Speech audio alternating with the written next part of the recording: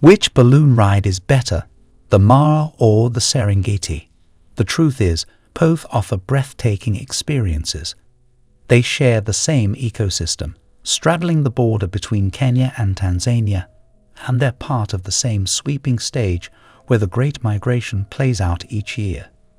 But while they might appear similar at a glance, there are subtle yet significant differences that can shape your experience and help you decide which ride is right for you. Let's start with the Serengeti. This vast expanse is iconic, and for good reason. It's bigger than the Masai Mara and offers a sense of endless wilderness. The balloon flights here are especially remarkable during the migration season, particularly from April to June and again from October to December, depending on where the herds are.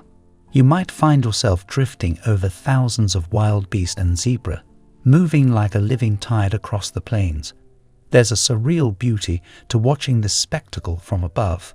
The patterns, the dust, the raw pulse of nature. The Serengeti also has fewer lodges and camps compared to the Mara, so the airspace feels quieter, more remote. If you're craving that deep, cinematic wilderness with fewer interruptions, the Serengeti delivers. But then there's the Mara, smaller, yes, but it packs a punch. The balloon rides here are concentrated in the heart of the reserve, especially in areas like the Mara Triangle and the Talek region. Because of the compact size, wildlife density is often higher, and that can mean more guaranteed sightings from the air.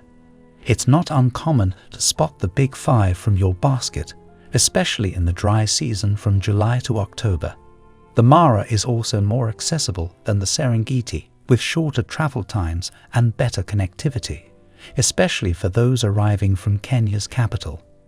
This ease of access means you can combine a balloon safari with other iconic experiences, like visiting the Maasai villages or catching a river crossing during the Great Migration.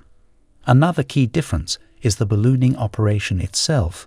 In both destinations, safety standards are high and pilots are expertly trained, but in the Mara, balloon flights often start before dawn, offering passengers a front row seat to the sunrise as the landscape is bathed in soft amber light.